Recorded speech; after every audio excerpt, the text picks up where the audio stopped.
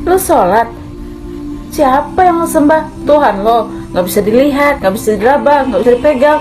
Gue curiga lo gak punya Tuhan. Oh iya ya, gue juga gak bisa ngeliat otak lo. Gue gak bisa ngeraba otak lo. Gue gak bisa nyentuh otak lo. Berarti lo gak punya otak dong.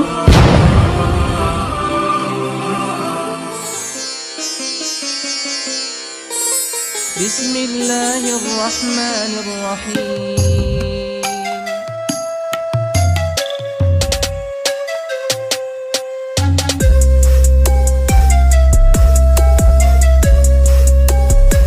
Bismillahirrahmanirrahim. Seperti yang teman-teman mungkin sebagian teman-teman sudah tahu ya, saya berlatar belakang seorang mualaf. Nama saya Elizabeth Jadi Taruru, cuman teman-teman di Terang Jakarta biasa panggil saya Umi Ica. Alhamdulillah atas izin Allah, atas kasih sayang Allah, saya diberikan hidayah Islam. Sekitar kurang lebih ini sudah masuk tahun ke-8 saya menjadi seorang muslim. Melewati begitu banyak tentunya ujian. Sebab kata Allah kan, demikianlah orang-orang yang Allah cintai pasti mendapatkan ujian ya, insya Allah ya. Mudah-mudahan kita semua termasuk golongan orang-orang yang dicintai Allah. Alhamdulillah, kira-kira kurang lebih 8 tahun yang lalu saya mulai mencari tahu tentang Islam. Kenapa sih saya cari tahu tentang Islam saat itu? Karena waktu itu saya benar-benar dihadapkan dengan banyak pertanyaan-pertanyaan mengenai seputar agama Islam ya. Karena latar belakang saya dulu adalah seorang Kristen, Kristen Protestan yang pada saat itu juga cukup rajin ya ke gereja. Saya termasuk salah satu orang yang mungkin aktif juga enggak, tapi ya rutin ya. Kalau namanya kita beribadah itu rutin ke gereja sama anak-anak. Jadi saya berlatar belakang, saya itu dulu seorang ibu single parent dengan 2 orang anak. Jadi anak saya tadi yang pertama dan kedua, membesarkan mereka single parent. Waktu itu mereka kira-kira usia kelas 5 atau kelas 6 SD. Waktu saya mulai cari-cari tahu tentang Islam. Jadi saya dulu biasanya bertiga sama mereka tuh emang selalu ke gereja bareng, selalu ya sama-sama lah, karena emang saya sendiri membesarkan mereka, jadi kita terbiasa dengan apa-apa tuh dikerjakan sama-sama. Terus saya juga nggak ada rahasia apa-apa sama mereka gitu. Sampai suatu saat saya ketemu sama seorang teman, terus entah kenapa hadir aja kayak pertanyaan di dalam diri saya waktu itu. Sebenarnya orang Islam tuh berdoanya sama siapa sih gitu kan? Karena yang saya tahu waktu itu kayaknya kedengarannya sama Nabi Muhammad. Jadi dulu anggapan saya orang Islam tuh Tuhannya Nabi Muhammad. Dulu anggapan saya kayak gitu. Jadi waktu itu saya pikir Tuhannya Nabi Muhammad kali gitu kan. Tapi karena nggak pernah berani tanya atau apa, jadi ya udahlah sambil lalu aja. Karena emang dari latar belakang keluarga juga nggak ada yang beragama Muslim. Jadi nggak pernah ada hadir pertanyaan atau apa gitu, nggak pernah, karena memang nggak ada juga informasinya gitu ya. Jadi nggak kepengen tanya juga. Cuman karena waktu itu sudah semakin banyak ngobrol apa segala macam ya, jadi saya pengen tahu tentang Islam. Salah satu yang memicu saya pengen tahu tentang Islam tuh waktu itu qadarullah tuh, salah satu teman kantor saya tuh ada kesulitan. Dia itu perlu susunya tuh nggak ada di Indonesia, adanya hanya di Australia.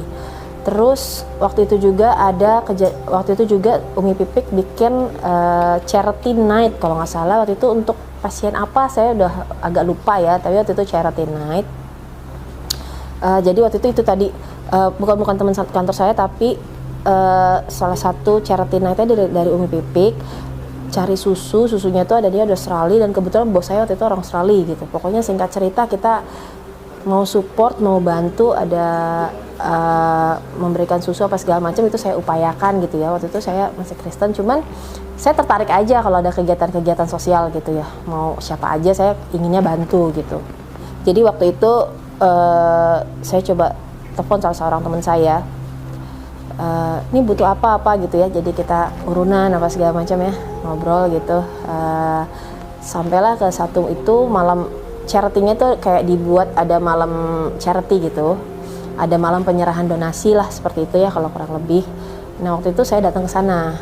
Qadarullah teman saya yang ngenalin saya ke Umi Pipik nih malah nggak datang karena anaknya sakit. dia malah nggak bisa datang, jadi saya mesti datang ke sana sendiri. Tadinya harapan saya ke sana nyerahin ke dia aja, karena dia waktu itu teman saya dari saya masih SMA. Saya berharapnya ketemunya sama dia, nyerahinnya sama dia. Saya nggak berharap juga mau masuk ke, saya juga waktu itu nggak tahu Umi Pipik itu siapa gitu kan, nggak tahu gitu. Cuman karena waktu itu zaman dulu tuh kita temenan di pet, jadi kan informasi-informasi itu kan di share gitu ya di pet, ada butuh ini apa segala macam. Terus teman saya sering repeat waktu itu kan, sering merepeat dari kata-katanya Umi Pipik, dan ada beberapa highlight dari kata-kata Umi Pipik tuh yang kena gitu ya ke saya gitu ya. Saya kayak suka gitu sama kata-katanya. Jadi kalau tahu seperti apa Umi Pipik sih tahu-tahu banget enggak gitu, tapi ya biasalah kita bisa cari tahu di Google apa segala macam ya, minim aja informasi saya waktu itu. Dan itu akhirnya saya juga ngapain ke sana, cuman karena mesti diserahin, jadi kan kita mesti ke sana nih. Saya ke sana yang luar biasanya waktu itu karena teman saya nggak ada, dia cuma ngasih tahu kamu ketemunya sama ini ya, dia bilang. Saya ketemulah sama ada salah satu teman di sana ya, ketemu sama beliau nih. Terus saya waktu itu masih pulang kantor gitu ya, busana kantor juga minim apa segala macam serba minim ya, sedangkan saya datang ke tempat perkumpulan pengajian ya kayaknya waktu itu gitu ya. Jadi waktu saya masuk ke pintu tuh kayaknya, saya tuh kayak orang asing sendiri gitu kan. Karena mereka kan bajunya jilbab panjang-panjang ya, bajunya warna hitam gitu kan. Saya kayak nggak mau masuk gitu, tapi ini kan mesti diserahin gitu. Jadi mau nggak mau waktu itu harus tetap masuk. Ketemu sama salah satu orang di sana. Pas saya mau ketemu, baru saya sebut namanya, dia langsung panggil, oh Mbak Ica ya temennya ini, dia bilang gitu. Oh iya, saya bilang gitu. Oh ya Mbak, sini Mbak, silahkan Mbak, apa sekali. Jadi luluh lantak lah kayaknya pengetahuan saya tentang Islam ya, karena waktu itu kan belum lama juga ada kejadian-kejadian teroris lah apa segala macam. Apa segala itu kan framing ya, kayaknya Islam tuh kayak jahat, Islam tuh kayaknya aduh pokoknya kurang baik gitu ya, yang kita seperti yang ada di luar-luar gitu ya, karena minimnya informasi kan. Terus dari latar belakang saya juga, karena memang dari silsilah keluarga tuh nggak ada yang muslim, jadi memang nggak ada kedekatan sama sekali dengan orang Islam gitu ya. Maksudnya nggak pernah ada tahu kehidupan Islam itu seperti apa ya, pokoknya hanya sekedar tahu aja. Jadi waktu disambut sedemikian hangat gitu ya sama teman-teman dari waktu itu dari kajiannya Umi Pipik, saya merasa tiba-tiba ya hadir di dalam hati saya tuh merasa seperti diterima gitu. Diterima, mereka menyambut dengan banyak senyum, mereka menyambut dengan banyak peluk, malah saya diajak foto bareng waktu itu. Terus walaupun saya mungkin busananya kurang rapi, kurang apa gitu, kurang cocok ya untuk ada di suatu pengajian, saya nggak disuruh duduk di belakang, saya dikasih kursi, silahkan duduk di depan apa segala macam gitu. Jadi benar-benar no judgment. Waktu saya datang ke sana tuh no judgment, diperlakukan dengan sangat baik. Ya kalau punya teman Islam itu biasa ya, tapi kan ini saya datang ke suatu kumpulan ya, ada suatu kumpulan pengajian, tapi saya dianggap gitu, saya nggak diminoritaskan. Itu waktu itu disitulah mulai hadir pertanyaan-pertanyaan banyak dalam diri saya. Salah satunya muncul lah, itu siapa sih sebenarnya Tuhannya umat muslim nih, orang Islam ini Tuhannya siapa sih? Iya Nabi Muhammad gitu kan. Tapi kan gengsi kan mau tanya-tanya ya, gengsi gitu mau tanya-tanya, ngapain mau tanya-tanya gitu kan, gengsi mau tanya-tanya. Akhirnya saya cari. Tapi ya itu mungkin jalan dari Allah juga ya, pencarian saya mungkin nggak sempurna, hanya sedikit informasi, dan saya selalu kayaknya teman-teman di kantor aku tuh kan selalu rela meluangkan waktu ya untuk sholat gitu kan. Kayaknya kok kenapa sih lu kok pada sholat gitu, sementara kan kalau kita dulu ya latar belakang saya doa makan kapan aja, nggak usah ada khusus mesti wudhu dulu apa dulu gitu kan ya, kita mendoa bisa kapan aja, kayaknya lebih santai gitu, nggak ada keharusan ini dan itu gitu. Jadi makin banyak lah pertanyaan-pertanyaan saya. Terus nggak sengaja lewat di TV tuh waktu itu, mungkin waktu itu lagi mau Idul Fitri apa ya kalau nggak salah, tayangan di TV tuh memperlihatkan Ka'bah gitu ya, orang-orang lagi pada mau sholat. Terus saya juga makin bertanya-tanya, kok mereka bisa ya segitu banyaknya orang, kalau Allahu Akbar dia berdiri bareng nih, dan Allahu Akbar lagi dia nunduk nih, apa gitu yang, dan itu kayaknya di seluruh penjuru bumi ini akan sama ya, kalau Allahu Akbar yang ini berdiri, kalau sami Allah liman hamid. Pokoknya itu kan jadi pertanyaan-pertanyaan ya, waktu itu saya belum ngerti, cuman itu hadir jadi pertanyaan-pertanyaan dalam diri saya yang saya mau cari tahu ke siapa juga gengsi, mau tanya-tanya juga malu gitu ya. Sampai satu saat di tengah waktu-waktu saya mencari-cari tahu, ketemulah sama sahabat lama saya, sahabat lama banget. Lalu pada beliau ini saya tanyakan, Mbak, emang iya ya?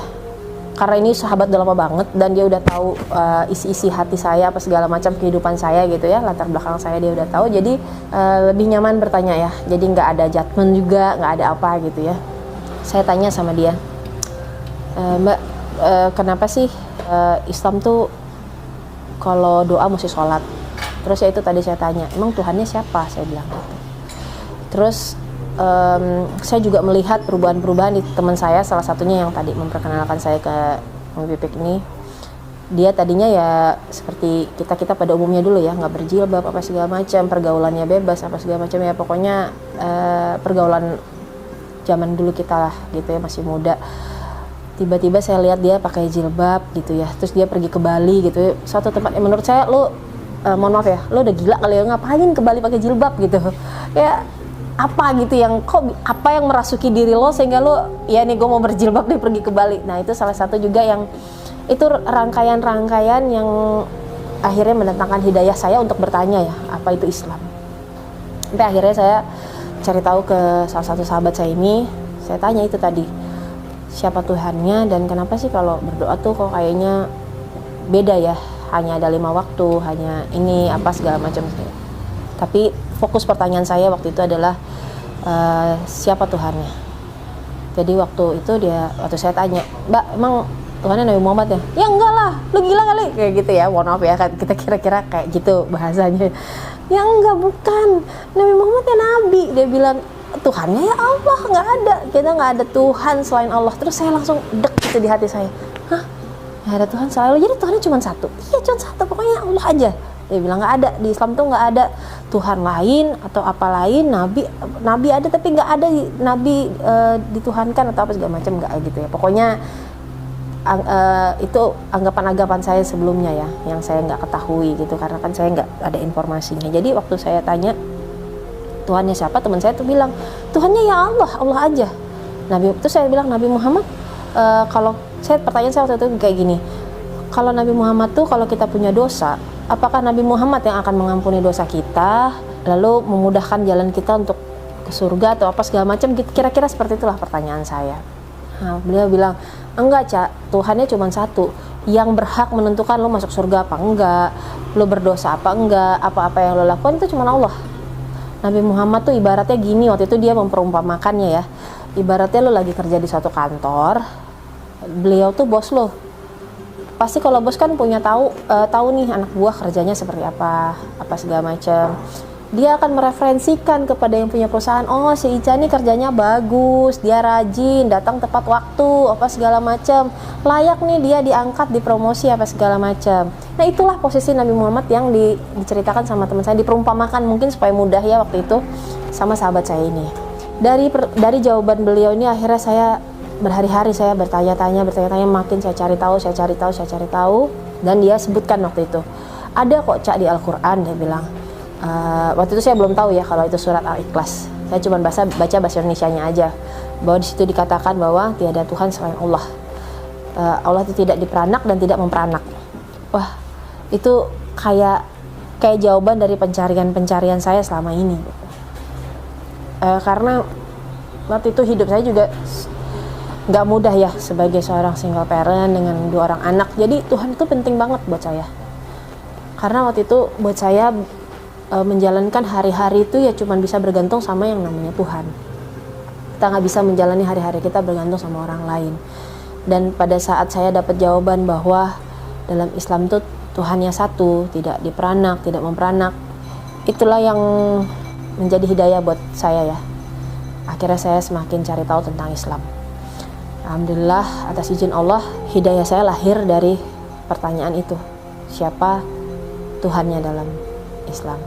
Dan akhirnya walau berat ya waktu itu, karena anak-anak saya ini kan kita biasa kemana-mana bertiga gitu, kita biasa berdoa sama-sama, kita biasa menghabiskan waktu sama-sama kayak gitu.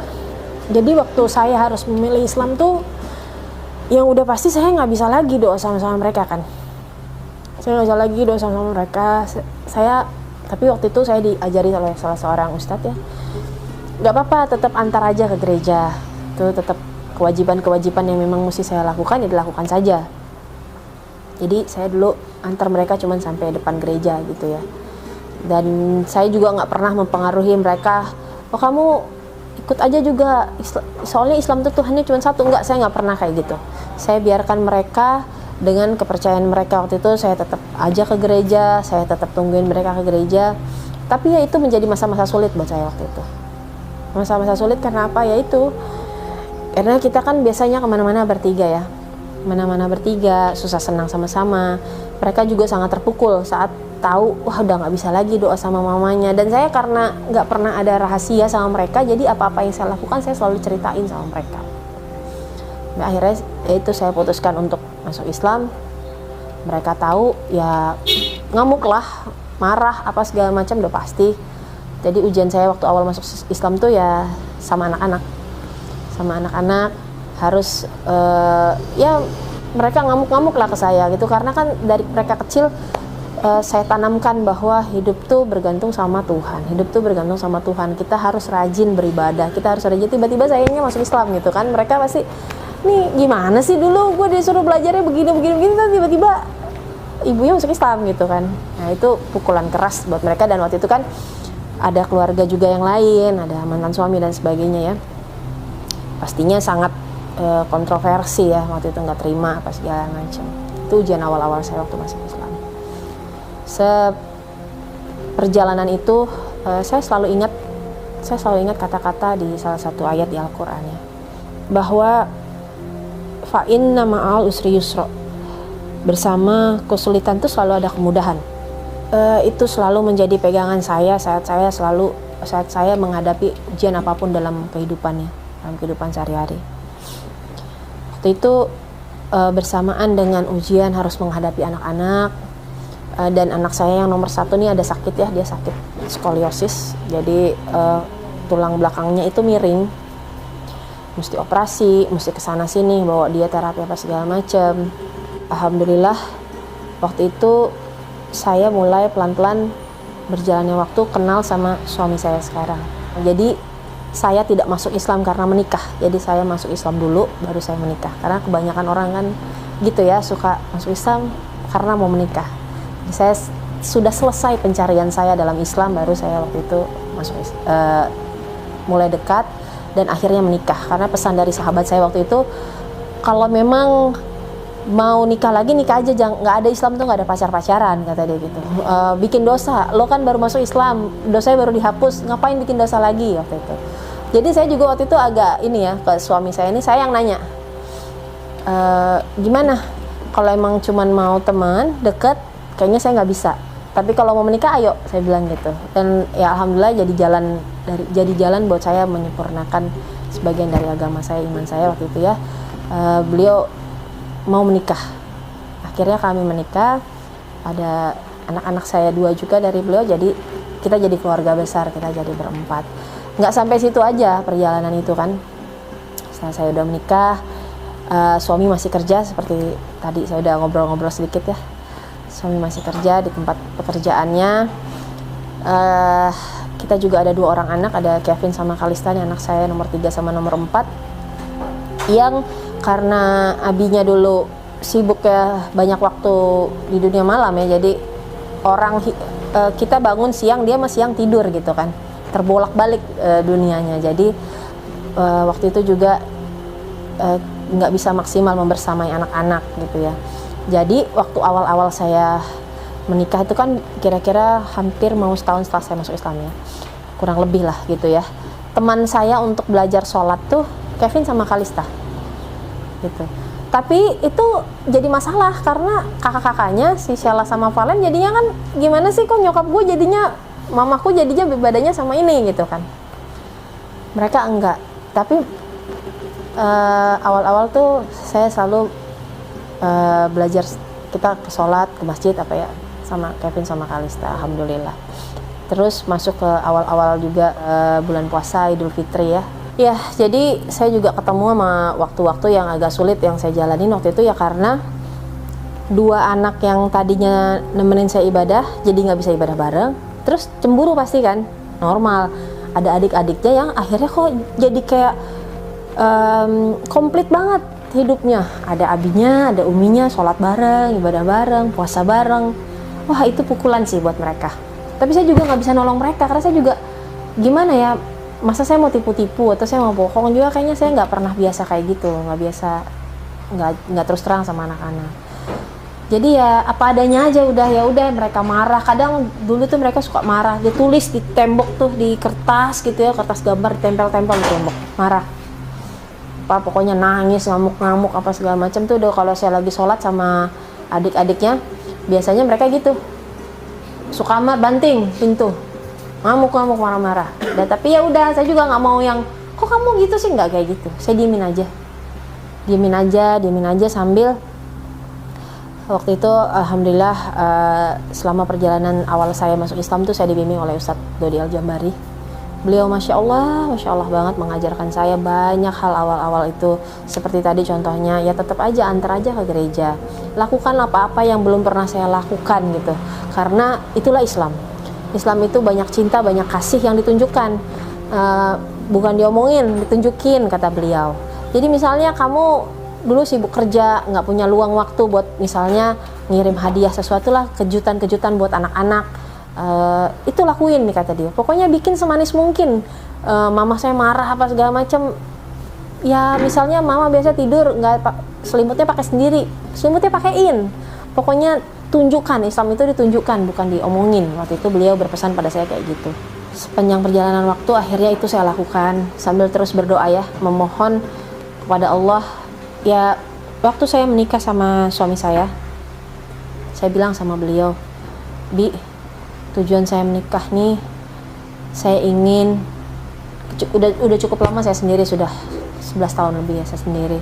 Saya ingin berumah tangga, saya ingin membesarkan anak-anak, saya ingin mempunyai keluarga ya sebagaimananya orang punya keluarga lah, saya bilang gitu. Saya nggak muluk-muluk, oh kita berumah tangga mesti punya ini, mesti begini, mesti begitu. Saya nggak minta itu.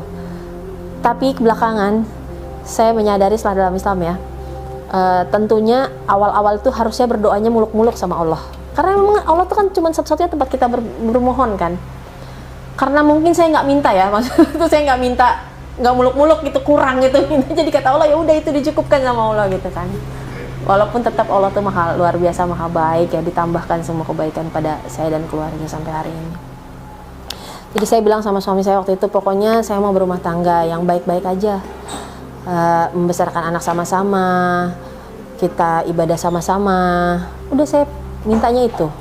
Cuman mengganjal dalam hati saya waktu itu, gimana mau ibadah sama-sama, anak-anak saya yang dua nih masih non-muslim. Gak putus-putus saya minta sama Allah, saya berdoa sama Allah, saya minta sama Allah, sampai akhirnya mulai sedikit-sedikit terbuka. Kalau saya pergi ke masjid, mereka nemanin. Anak-anak saya ini mereka suka nemenin saya ke masjid, mereka tunggu di luar masjid. Terus mungkin penasaran ya, pengen lihat kayak apa dalam masjid. Dia pinjam mukena saya waktu itu kalau nggak salah bulan puasa, lagi sholat tarawih. Biasanya kan kalau tarawih itu ramah, saya sama adik-adiknya masuk, biasanya dia nunggu di mobil, mereka berdua. Cuman udah berkali-kali mungkin nunggu di mobil, pengen tahu mama nih ngapain deh, ibunya ngapain di dalamnya sama adik-adiknya, pengen lihat, ya udah kali berikutnya dia pinjam mukena, mereka berdua pinjam mukena, ya udah pinjemin mukena, ikut ke dalam lihat, udah ikut-ikutan aja gitu, ikut sholat, ikut-ikutan duduk-duduk lihat-lihat gitu kan. Ya di rumah ada buku-buku pemberian sahabat-sahabat ya untuk belajar Islam, ya itu saya taruh aja biasa. Saya juga sebenarnya waktu itu awal-awal nggak tahu kenapa mereka mau masuk Islam. Ya singkat cerita, setelah mereka ikut nih, anak saya nomor 1 ini kan sakit seperti tadi saya ceritakan ya, skoliosis. Nah harus dioperasi karena qadarullah waktu tersebut anak saya ini udah kakinya nih sempet nggak bisa digerakkan, hampir kayak lumpuh gitu ya. Udah susah, udah payah lah, nafas juga udah sering sesak karena tulangnya tuh bengkok banget, jadi menghimpit organ-organ tubuh lainnya di dalam tubuh. Akhirnya kita setelah banyak terapi kita jalankan, kita coba ke dokter apa segala macam, ternyata nggak bisa menolong. Akhirnya dokter menyarankan untuk operasi. Tapi operasinya tuh bukan operasi yang mudah, karena di tulang belakang nih kan ada syaraf-syaraf tulang belakang ya. Jadi akibatnya tuh banyak. Terus saya juga browsing ya. Ternyata kalau operasi skoliosis tuh bisa meninggal, bisa lumpuh. Wah, pokoknya banyak deh ininya. Ragu-ragu saya waktu itu, alhamdulillah sama suami dikuatkan, kita cari keridhaan Allah, kita minta pertolongan Allah, tunjukkan jalannya gitu. Karena waktu itu juga mau operasi sulit ya. Jadi setelah saya masuk Islam dan menikah, sempat masih bekerja, tapi karena anak-anak yang dua nih, Kevin sama Kalista tuh kecil-kecil ya. Kalista waktu itu masih TK. Kalau saya kerja juga kasihan ditinggal ya. Lebih baik karena dulunya juga kecil-kecil ditinggal gitu, kayaknya saya nggak tega gitu ya. Jadi akhirnya saya juga putuskan untuk nggak bekerja waktu itu. Jadi cuma suami aja yang bekerja untuk menghidupi kita nih berlima waktu itu kan. Di tengah-tengah itu juga banyak ujian, nggak mudah juga untuk kami lalui. Jadi waktu kakaknya nih mau operasi, kami nggak punya uang sebanyak itu. Uangnya tuh kalau waktu itu nggak pakai jasa kesehatan gitu ya, maksudnya dari pemerintah BPJS itu nominalnya bisa ratusan juta, karena dia itu akan dipasang besi-besi di belakangnya itu titanium gitu ya, apa sih pokoknya besinya tuh mahal, skrupnya. Jadi pasang plat skrup gini, di skrup jadi tulangnya dibalikkan kayak gitu, sulit banget. Akhirnya kita berobat ke salah seorang dokter, sudah dijadwalkan waktu itu misalnya kita mintanya tahun ini gini ya, dapatnya tuh baru tahun depan operasinya. Sementara anak saya ini udah kayak lumpuh gitu, udah kayak nafas udah susah gitu. Jadi kayaknya udah nggak mungkin kalau saya harus tunggu tahun depan. Disitulah saya banyak ngobrol ya sama Ustadz Dodi, ngobrol sampai waktu itu beliau pulang haji. Jadi selama beliau haji juga saya sering ceritakan kondisi Sheila gitu ya.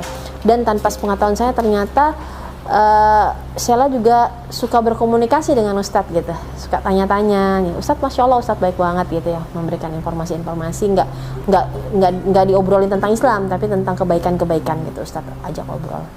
Ustadz waktu itu pesan sama saya, udah tunggu dulu, jangan buru-buru. Ustadz waktu itu pesan, ada salah satu dokter, ternyata jamaah beliau pulang haji bersama beliau, jadi beliau haji sama dokter ini.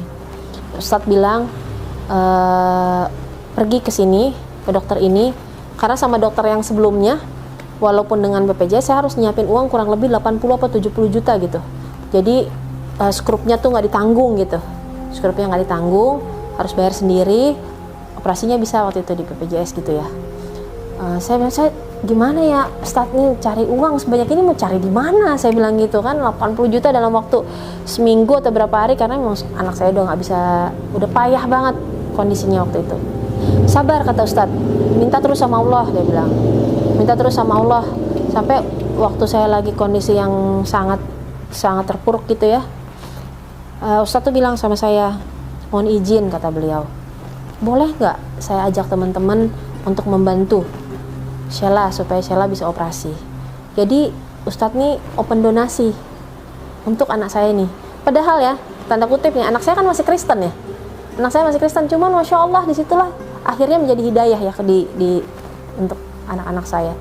Nggak disangka sambil Ustadz bilang tunggu sabar, ketemu sama dokter yang habis pulang haji sama beliau, saya dikasih nomor teleponnya, saya coba WA apa segala macam. Masya Allah dokter ini langsung jawab saya waktu itu ya, dokter Didi, datang Bu, bawa semua berkasnya, anaknya ikut, nggak usah, anaknya kan karena kondisinya payah ya di rumah, nggak usah, bawa aja dulu semua hasil ronsennya apa segala macam, karena sudah lengkap, karena sudah siap sebenarnya untuk operasi yang jadwal dengan dokter sebelumnya, tapi di pending terus, nggak ketemu lah jadwalnya, dan itu tadi suruh bayar lumayan gitu ya. Sini sama saya, beliau bilang. Yaudah saya bawakan filenya apa segala, langsung dikasih surat pengantar sama beliau.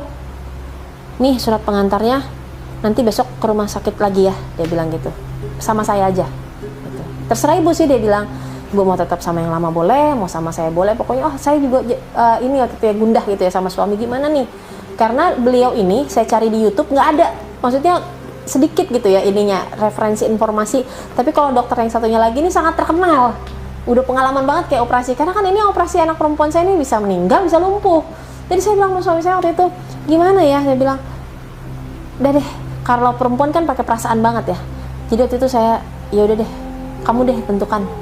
Dah nggak apa-apa, dia bilang, maju aja sama dokter Didi, dia bilang.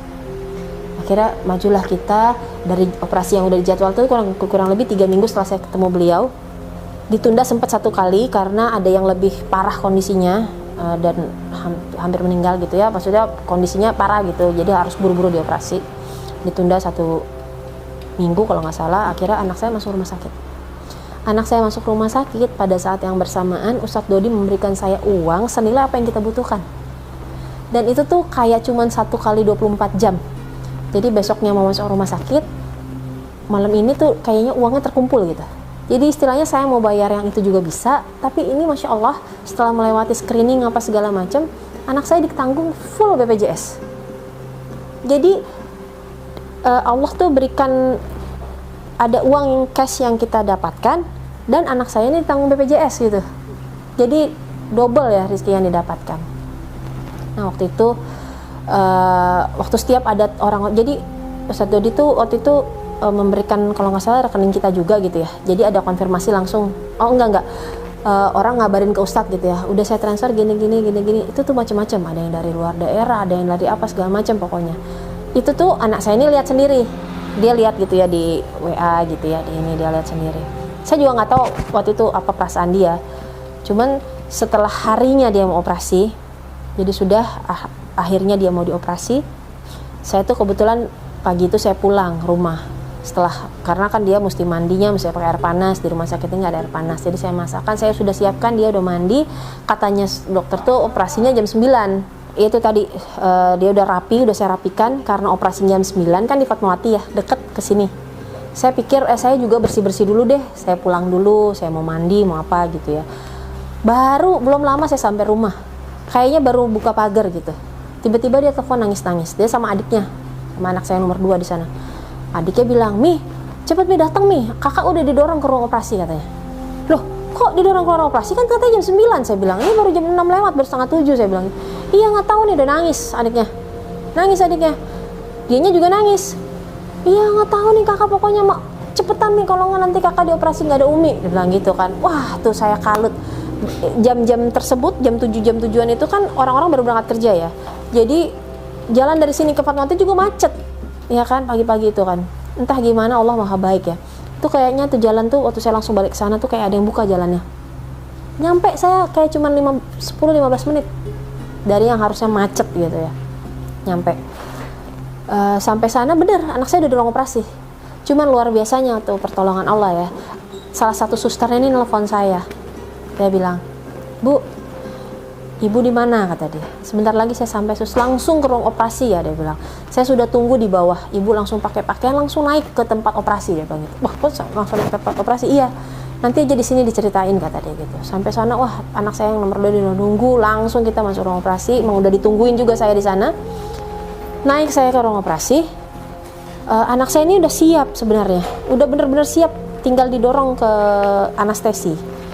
Jadi mau dibius tuh ternyata udah sempat masuk ruangan, sudah mau dibius.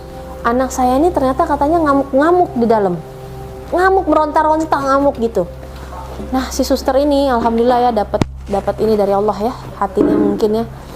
Akhirnya anak saya itu dikeluarkan lagi dari ruang operasi. Nggak jadi dibius. Itulah dia telepon saya, suruh datang cepet-cepet. Terus dia bilang, "Bu, saya nggak tega sama anak ibu," dia bilang. Anaknya nangis-nangis, Bu, ngamuk nungguin ibu, dia bilang gitu kan, maunya ada ibu. Coba ditenangin supaya kita bisa lanjut operasi. Jadi di situ udah siap, tim dokternya sudah siap, di samping-samping tempat tidur gitu. Kita didorong lagi ke ruangan kecil gitu ya, suruh ngademin hati istilahnya, menenangkan dia gitu ya. Saya peluk, saya ajak ini. Cuman sambil saya peluk, saya doa tuh saya bilang, "Kak, Umi minta maaf ya. Waktu itu udah nggak bisa lagi kan saya berdoa seperti mungkin anak saya berdoa gitu ya. Saya udah nggak bisa ajak lagi dia doa. Saya kan doanya udah beda. Jadi saya peluk, saya bilang, "Kakak doa aja," saya bilang. "Kakak doa aja. Apa yang mau kakak doain?" Umi juga berdoa, saya bilang. Saya berzikir gitu ya. Saya zikir di telinganya, apa saya peluk gitu ya. Dia bilang, "Kakak nggak usah takut. Umi selalu nemenin kok," saya bilang gitu. Akhirnya pas saya lagi doa, saya lagi nangis, tiba-tiba dia bisikan sama saya gini, Mi, aku mau syahadat Mi, dia bilang. Jadi waktu itu saya bilang saya kurang dengar, dia mau syahadat gak? Iya, aku mau masuk Islam, dia bilang. Ya udah, di ruang operasi itu disaksikan dokter, disaksikan suster-suster, akhirnya saya ajak dia bersyahadat. Jadi dia syahadatnya di ruangan operasi.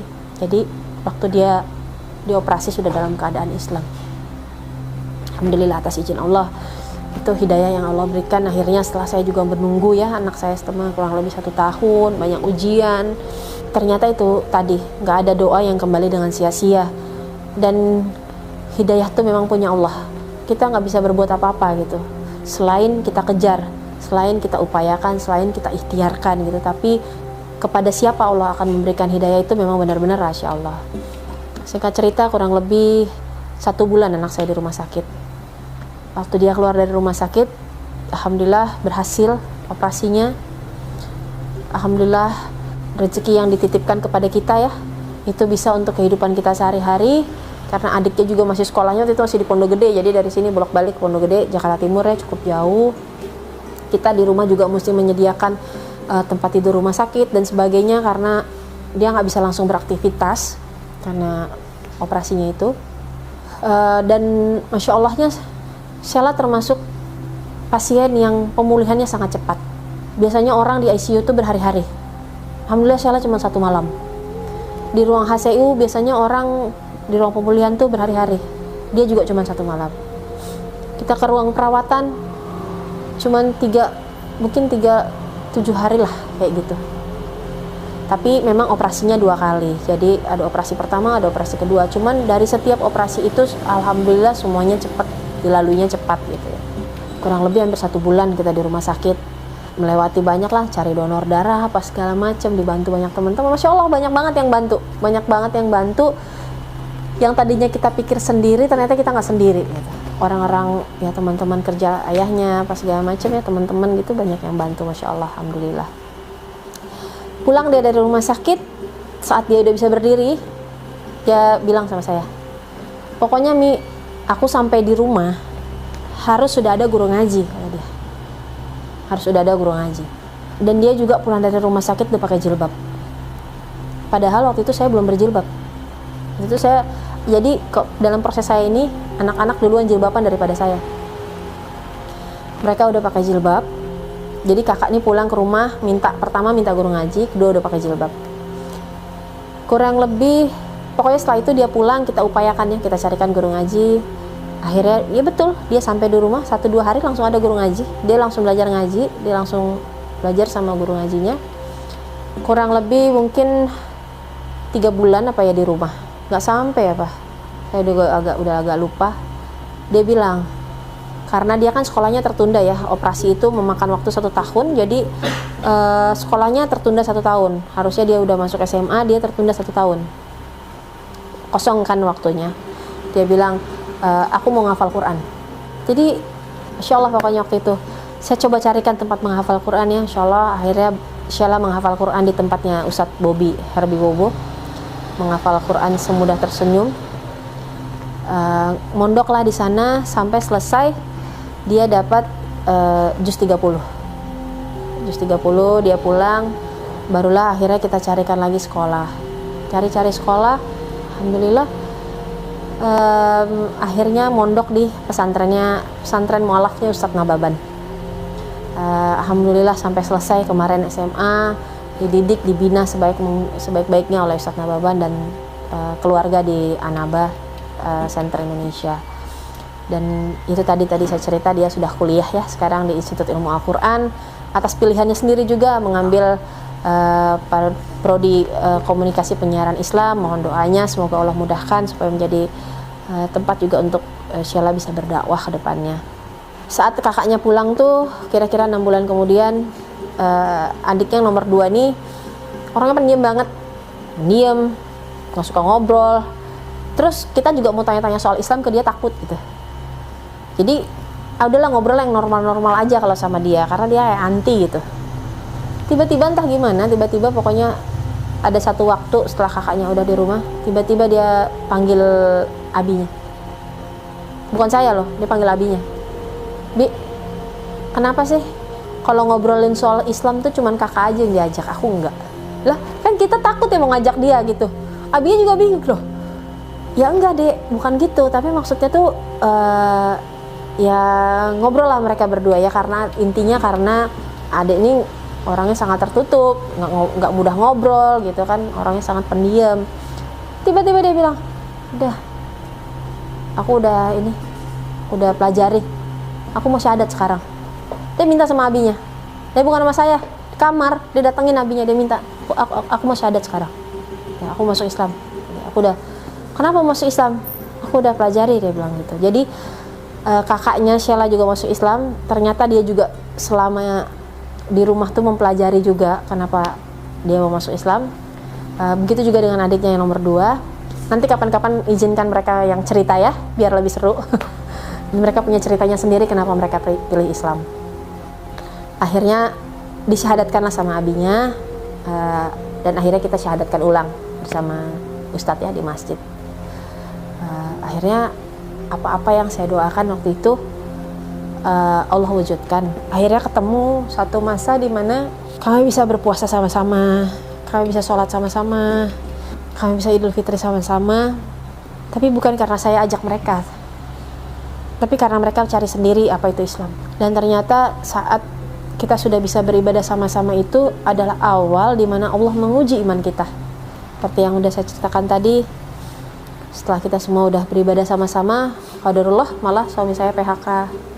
Dari situ menjadi jalan hijrahnya dia juga, hidayah untuk dia juga makin mencintai Islam. Alhamdulillah akhirnya tertatih-tatih kami merangkak di rumah tangga kami ya, melewati banyak ujian.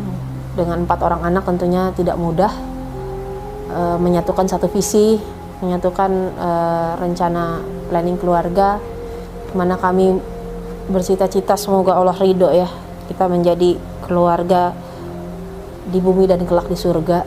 Saya selalu belajar dari salah seorang guru, saat kita meminta apa aja untuk keluarga kita, untuk anak kita, untuk suami, itu mintanya cuma sama Allah. Awal-awal saya masuk Islam, saya nggak punya komunitas seperti sekarang. Cari-cari Islam sendiri, cari-cari di YouTube, cari-cari di media sosial, karena minim juga teman-teman saya yang Muslim. Jadi terbatas gitu ya ruangan saya untuk cari-cari tahu tentang Islam. Akhirnya, alhamdulillah kita malah bisa belajar bareng. Satu keluarga kita bisa belajar bareng, cari tahu bareng, sampai seperti tadi saya bilang, anak-anak nih duluan pakai jilbab. Anak saya yang kedua juga duluan pakai jilbab. Jadi mereka berdua duluan pakai jilbab. Waktu saya tanya sama anak saya yang nomor 2, Dek, kenapa sih adek mau pakai jilbab? Karena pada umur-umur remaja tuh kan lagi lucu-lucunya biasanya anak-anak tuh ya, mau rambutnya di apalah gitu ya. Jadi biasanya mereka saya nggak nyangka gitu mereka tiba-tiba mau pakai jilbab. Dan kondisinya di sini sama suami saya sekarang kan ayah sambung ya, bukan ayah kandung gitu ya. Tapi Masya Allah bagaimana cara Allah mengikat kami dalam tali cinta kasih di dalam rumah ini, Masya Allah. Sampai mungkin kalau saya nggak ceritakan, orang-orang juga nggak akan tahu kalau kita ini dari 2 keluarga yang berbeda tadinya dikumpulkan sama Allah jadi satu. Orang juga kalau nggak saya ceritain nggak tahu, karena begitu kuat Allah menyatukan kami dalam cinta kasih dalam rumah tangga kami ini. Alhamdulillah, semoga Allah jaga terus kami sekeluarga seperti ini dalam kebaikan. Saya tanya, Dek, kenapa mau pakai jilbab? Ada jawaban yang nggak saya sangka-sangka sih lahir dari mulutnya gitu, keluar dari mulutnya. Dia jawab, karena aku nggak mau Abi masuk neraka, kata dia. Karena kalau aku nggak pakai jilbab, nanti Abi masuk neraka. Jadi saya waktu itu nggak nyangka ya, apa-apa yang Allah rencanakan, apa-apa yang Allah tetapkan gitu ya untuk keluarga kita itu sangat baik gitu buat saya.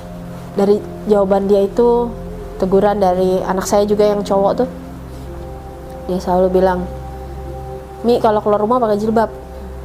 Dulu saya nggak mau begitu aja pakai jilbab, karena apa? Karena saya mau tahu dulu kenapa sih Islam tuh mesti pakai jilbab, apa sih yang bikin orang perempuan tuh mesti pakai jilbab, memang kenapa gitu. Ternyata kalau anak saya dapat jawabannya, dia mau pakai jilbab karena dia nggak mau abinya masuk neraka. Jadi dia baca satu tulisan dari Al-Quran, dari apa segala macam referensinya, bahwa seorang ayah tuh akan terkatung-katung saat anak-anaknya nggak berjilbab. Akan terseret dia ke neraka kalau anaknya nggak berjilbab. Itu menjadi jawaban yang sangat berbekas ya untuk saya. Masya Allah, Allah menghadirkan hidayah untuk anak-anak kita juga berbeda-beda.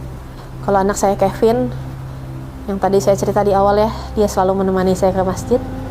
Awal-awal dulu saya nggak tahu juga mau ngajarin dia apa gitu ya, karena saya kan juga baru belajar Islam ya. Saya cuma bisa ajarin sama dia, bang, pokoknya kalau abang denger azan, abang sholat, jangan tinggal sholat, jangan tinggal ke masjid. Jadi waktu dari kecil dia sudah terbiasa dengar azan ke masjid, sudah terbiasa dengar azan ya sholat. Awal itu yang bisa saya ajarkan ke anak-anak. Demikian juga sama adiknya ya, Kalista, dari kecil kita ajarkan mereka untuk menutup aurat. Karena apa? Karena Islam itu ternyata ditutupnya aurat kita itu sepenuhnya adalah menjunjung tinggi harkat kita sebagai seorang wanita. Sangat dimuliakannya kita tutupnya aurat kita sama Allah. Itu Masya Allah.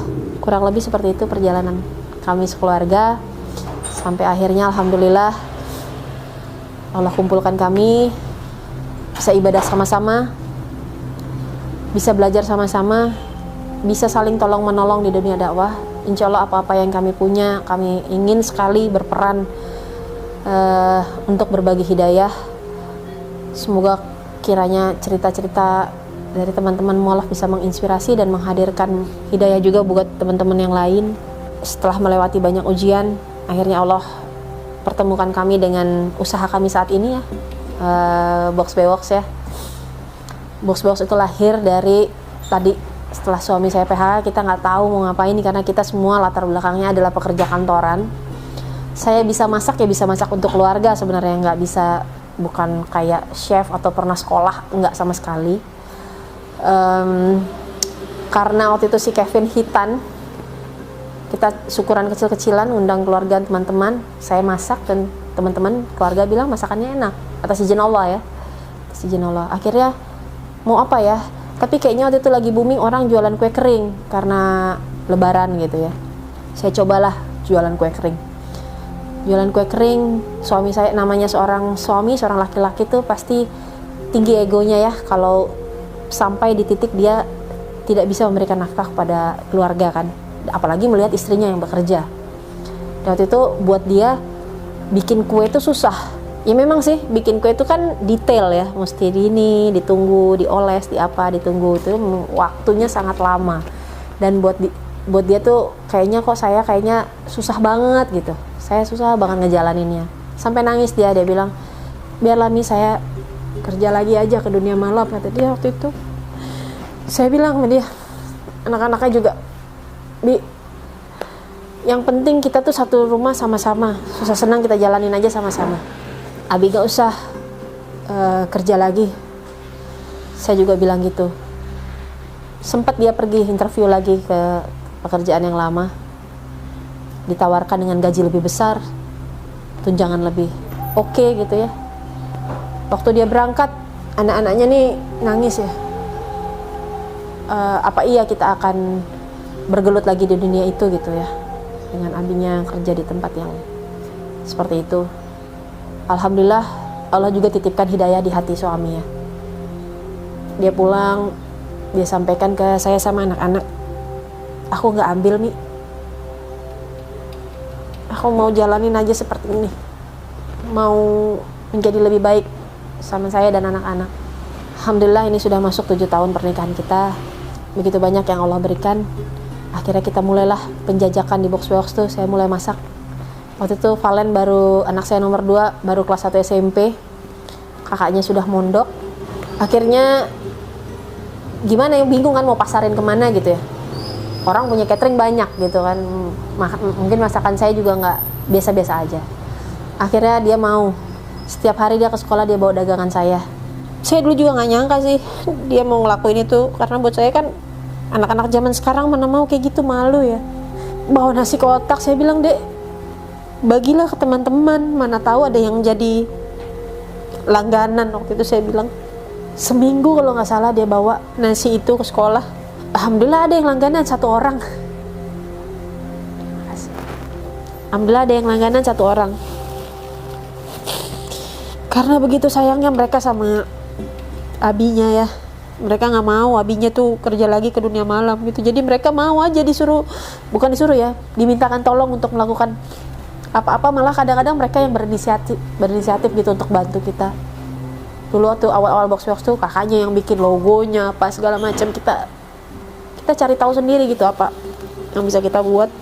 Sampai masak ya mereka yang bantuin saya, itu kita belum ada yang bantu masak, bikin kardus, bikin sendok gitu ya. Kalau kita ada pesanan nasi box itu kita kerjakan berenam, suami yang ke pasar, saya yang masak, anak-anak nih bantu, yang cewek-cewek yang besar-besar bantu masak, adik-adik ya gitu bikin kardus atau apa, itu kita kerjakan semua sama-sama. Lumayan berbulan-bulan dengan satu orang langganan yang harus saya masakin tiap pagi. Buat saya itu adalah ujian kesabaran dari Allah. Siapa sih yang sabar masakin tiap hari untuk satu orang?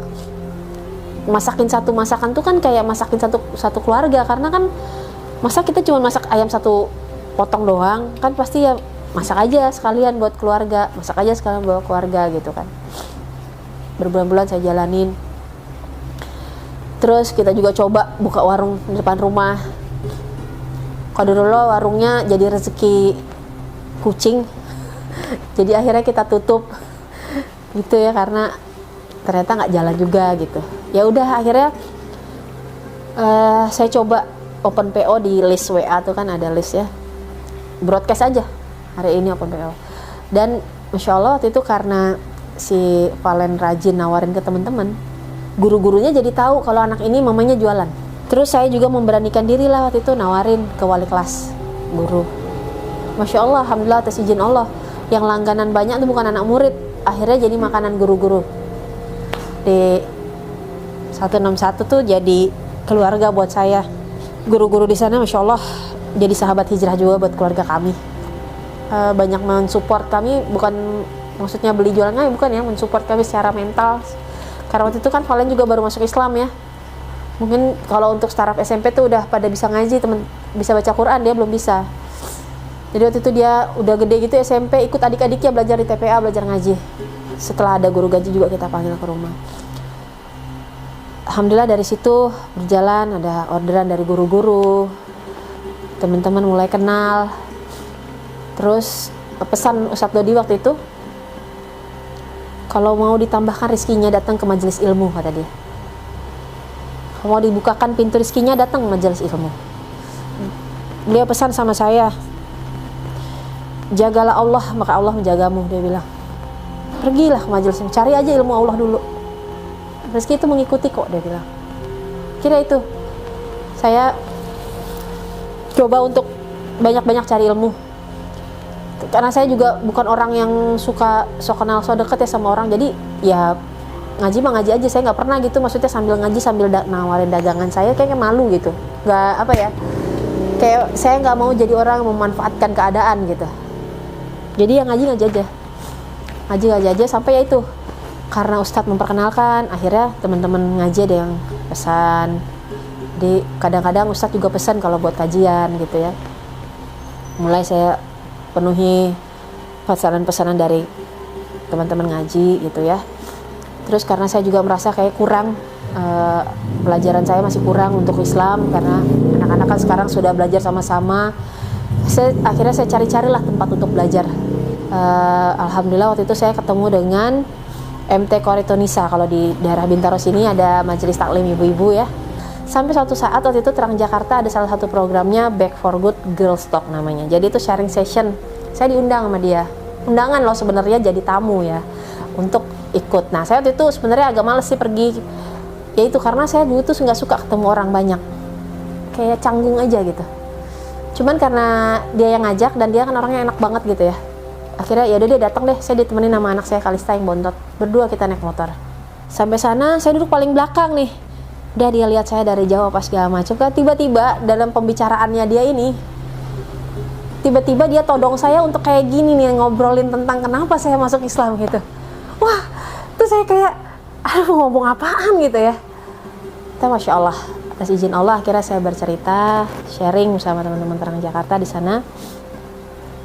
Ngobrol, selesai sharing, waktu itu ditanya, apa sih kalau kepengenan saya? yang kepengen gitu ya. Orang mungkin pengen apa. Kalau saya waktu itu saya jawab satu-satunya yang saya inginkan waktu itu ya kalau rezeki pasti Allah udah berikan ya. Semua udah Allah gariskan, semua udah Allah janjikan gitu. Kalau ada boleh kepengen. Jadi waktu kita punya box tuh dulu awal kita punya tabungan celengan, tau kan yang celengan plastik gitu tuh, itu ada tulisannya umroh karena mimpi kita adalah umroh sekeluarga. Jadi kita berharap dari penghasilan kita di box itu kita bisa umroh sekeluarga. Jadi kalau ditanya apa yang boleh kepengen, saya kepengen waktu itu adalah umroh. Saya pengen umroh, saya pengen ke tanah suci waktu itu. Ya insya Allahnya Allah berikan kesempatan itu buat saya waktu itu. Saya sama suami berangkat umroh bukan dalam kondisi kami berlebihan. Justru saat kami dalam kondisi kurang. Dulu kita sama-sama kerja malah nggak bisa umroh. Pada saat kami usahanya di catering, baru mulai lagi, baru merintis, Allah berangkatkan saya sama suami gratis, nggak bayar apa-apa. Mungkin itu yang didoakan sama anak-anak saya. Waktu itu kami berangkat berdua sama suami, bener-bener saya nggak bayar apa-apa. Diberangkat oleh salah seorang sahabat. Mudah-mudahan setiap jejak ibadah saya sekeluarga menjadi pahala jariah juga buat teman-teman saya semua yang sudah membersamai saya dari awal saya memilih Islam sampai hari ini. Berangkat kami ke sana bukan cuma sampai di situ. Mau berangkat ya memang semuanya sudah di ini ya. Kalau baju-baju teman-teman kirimin. Karena saya dulu juga nggak punya baju-baju muslim yang pantas gitu ya. Baju-baju dikirim. Alhamdulillah Allah kirimkan berikut uang sakunya. Jadi pada saat mau berangkatnya waktu itu bulan November, ada pesanan lumayan banyak. Jadi box dapat pesanan lumayan banyak. Nggak cuma uang saku, bisa kami tinggalkan untuk anak-anak di rumah. Itu hanya sebagian kecil dari begitu banyak kebaikan Allah sampai hari ini yang sudah Allah berikan untuk kami sekeluarga. Yang pasti janji Allah itu pasti bahwa bersama kesulitan pasti ada kemudahan. Dan barang siapa yang senantiasa menjaga Allah, insya Allah Allah pun akan menjaga kita. Itu adalah sedikit cerita dari kami ya. Semoga bermanfaat, semoga dapat diambil kebaikan. Kalau ada kata-kata yang kurang berkenan, mohon dimaafkan. Kesempurnaan hanya milik Allah.